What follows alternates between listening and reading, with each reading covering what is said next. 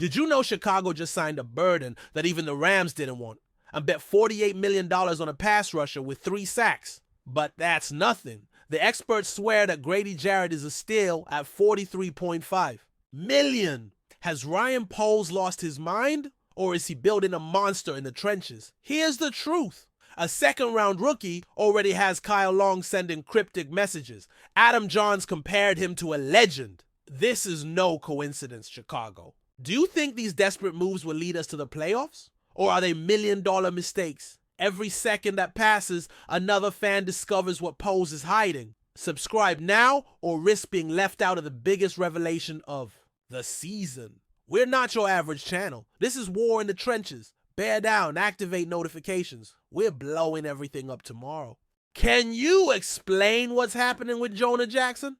I think this is one of the weirdest decisions I've seen in a long time, and I've followed the Bears for years. The Bears traded resources for a player the Rams literally didn't want even on their bench. Remember last year when Caleb Williams was sacked 68 times? Well, apparently Ryan Poles decided the solution was a guard who couldn't even stay on the field in Los Angeles. Seth Walder from ESPN didn't hold back when he said, "This trade was one of the most inexplicable moves of the whole offseason." And I ask you, didn't the Bears have better options? Let's go over the facts because this is unbelievable. Jackson signed a 3-year deal worth $51 million with the Rams just a year ago. Know what happened? They had such a disastrous season, they decided to experiment by moving him to center. Result? He got injured in the second week, came back in week 10, and guess what the Rams did? Benched him again. He didn't play until week 18, basically when nothing mattered anymore. But here's what confuses me. The Bears not only took Jackson, but also assumed most of his contract. We're talking over $30 million for a player who couldn't keep his spot on an offensive line that wasn't that great either. But you know what? I think there's something we're not seeing. Jackson was a Pro Bowler with Detroit in 2021. That year, he helped protect Jared Goff in a season where the Lions showed significant improvements. Before heading to Los Angeles, Jackson had been a solid and reliable piece in Detroit for 4 seasons. Here's my theory. Maybe the problem wasn't Jackson, but the Rams system. Remember how Matthew Stafford had issues with the offensive line? Last year. Maybe Sean McVay and his staff didn't know how to utilize Jackson properly. Sometimes a change of scenery is exactly what a player needs. And here's the reality. Chicago desperately needed help on the offensive line. Tivin Jenkins has had consistency issues and we needed depth. Sometimes you have to gamble on talent even if it comes with baggage. Jackson is 28, in his prime, and has shown he can play at a Pro Bowl level. Ben Johnson, our new offensive coordinator, knows Jackson from Detroit. He knows exactly what Jackson can do when he's in the right system. That familiarity could be the key to making this move work. Do you think Jackson can return to his Pro Bowl form in Chicago? Or do you think Poles made a mistake betting on a player Los Angeles didn't want? If that surprises you, wait until you hear this. $48 million. That's the figure everyone is questioning whether the Bears really know what they're doing with their pass rush. Dayo Odeyingbo just signed this massive contract, and there are already experts calling it the biggest potential mistake of the season. Christopher Knox of Bleacher Report didn't mince words. He says Odeyingbo is going to be the biggest bust on the Bears roster. And I ask you, are they crazy?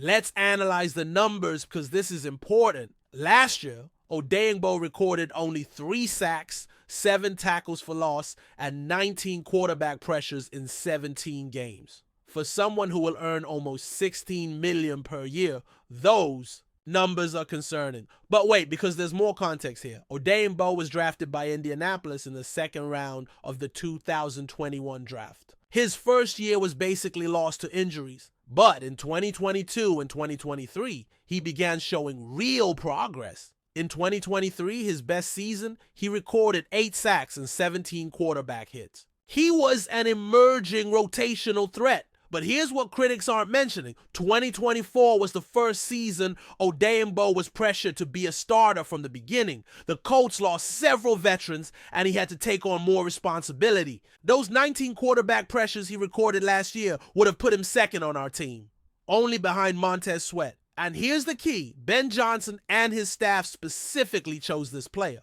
It wasn't a desperate free agency decision. It was one of their first signings. That tells me they see something special in him.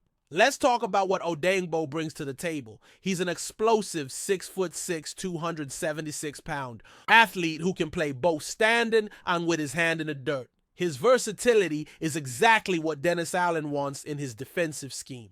He can rush from different positions and create problematic matchups. But I tell you this, they're judging a 25-year-old player just starting to find his place as a starter. Remember Montez Sweat when he got here?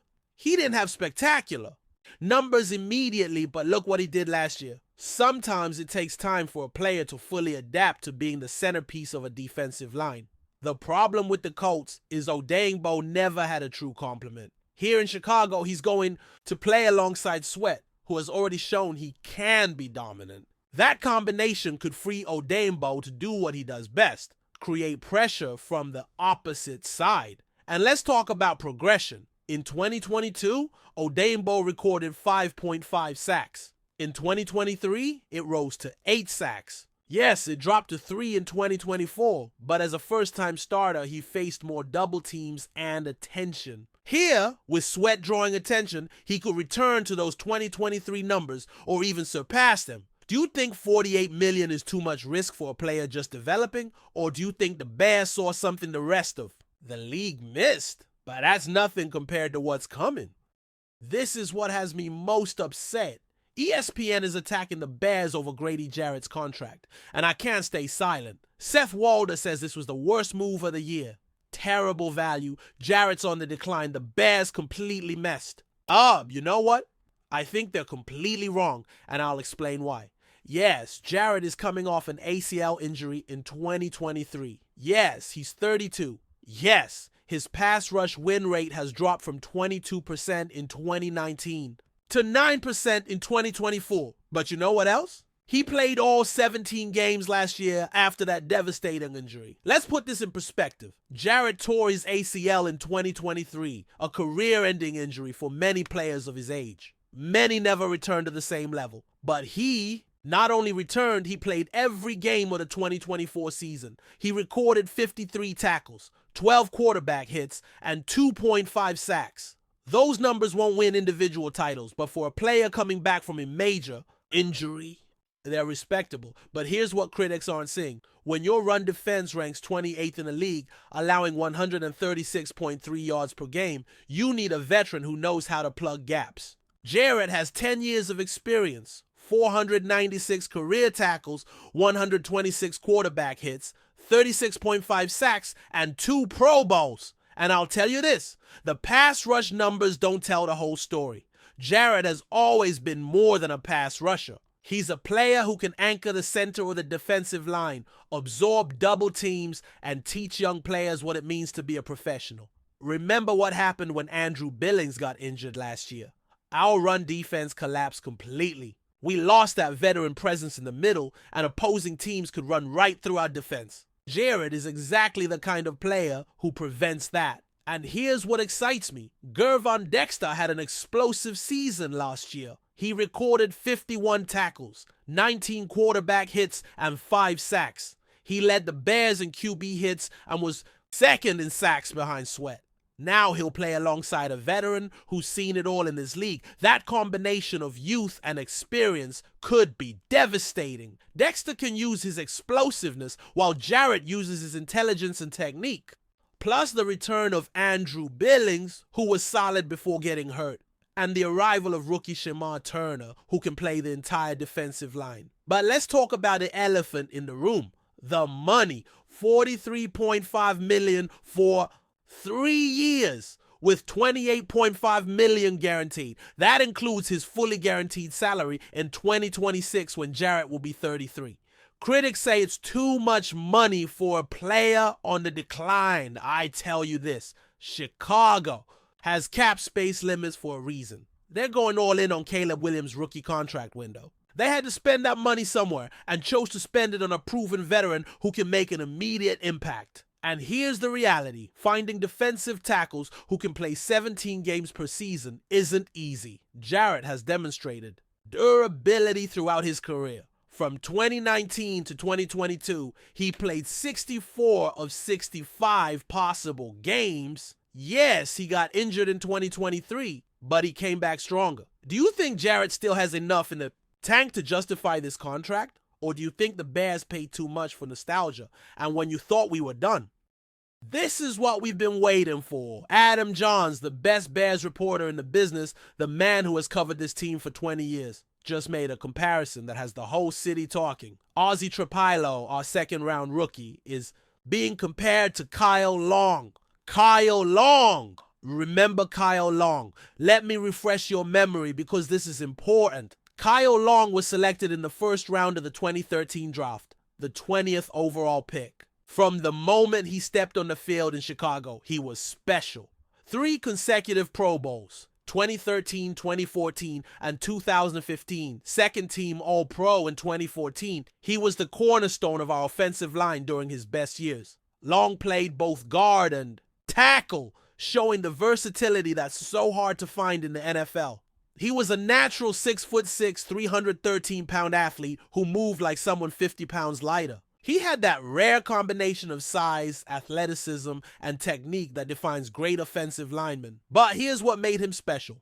Long had that dog mentality Chicago loves. He was tough, competitive, and never gave up on a play. It was one of the reasons our offensive line was respected during those years. And now Adam Johns, who has seen thousands of players come through Hallas Hall, says Trapilo not only wears the same number as Long, but physically looks like Long, moves like Long, plays like Long. Those are big words coming from someone with Johns' experience. And here's the most incredible part. Kyle Long himself saw this comparison on social media and reacted. One word, wow, that's no coincidence. That's direct validation from the very man who defined excellence on Chicago's offensive line for 5 seasons. But let's talk about Aussie Trapilo, the player. He was drafted in the second round of the 2018-25 draft from Louisiana. He was considered one of the top tackles in the draft, with the technique and size to be a starter immediately. He measured 6'5" and 310 pounds at the combine, with long arms and good foot movement.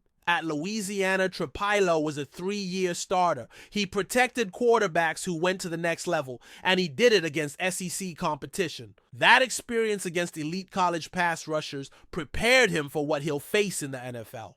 But here's what excites me. Scouts said Trapilo had the highest ceiling of any tackle in the draft.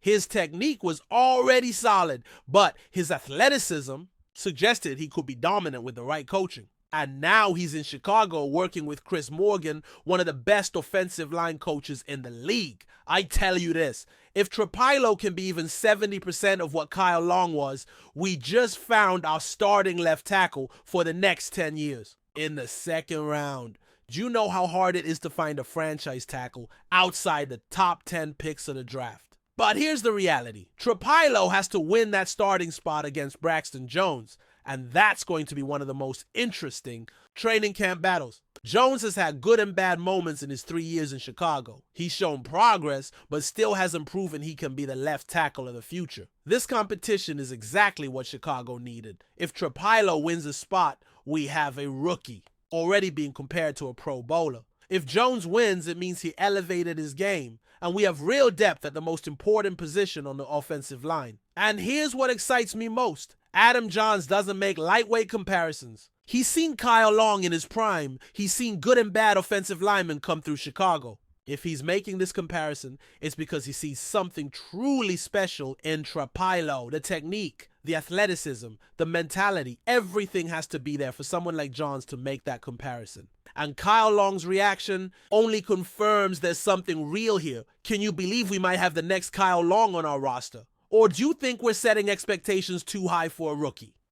Chicago, here's what I see. An organization betting big on his future. Yeah, some of these moves are risky. Yes, there's money involved that might not work. But there's also potential for something special. Look at the direction they're taking. They're investing in the offensive and defensive line. They're betting on veterans who can teach, rookies who can learn, players who have shown talent in other organizations.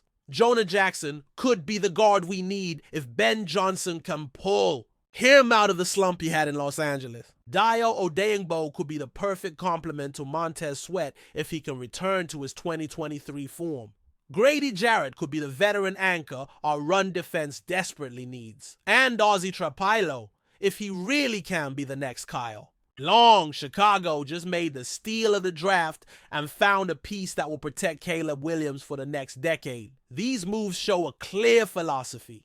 Build from the trenches, out. Protect the quarterback, generate defensive pressure, and create a solid foundation for the future. Listen, I want to know what you think. Do you believe Aussie Trapilo can really be the next Kyle Long? Do you think Grady Jarrett will prove ESPN wrong? Or are you worried about these million-dollar contracts like some of the critics? And here's the most important question. Do you think these four moves, Jackson, Odeyingbo, Jarrett, and Trapilo, will be the difference between another disappointing season and finally making it back to the playoffs? Leave your opinions in the comments, because this is a family. And in families, we talk about everything. If you think these moves will transform Chicago, give this video a like. If you think we're making costly mistakes, also give a like and explain why. And if you're not subscribed yet, what are you waiting for? Because I guarantee tomorrow we'll have more explosive Bears news, and you can't miss a single update on what's happening in Chicago. This is our season, this is our chance, and together we're going to follow every move until we're back in the playoffs. Bear down, Chicago. See you in the next video.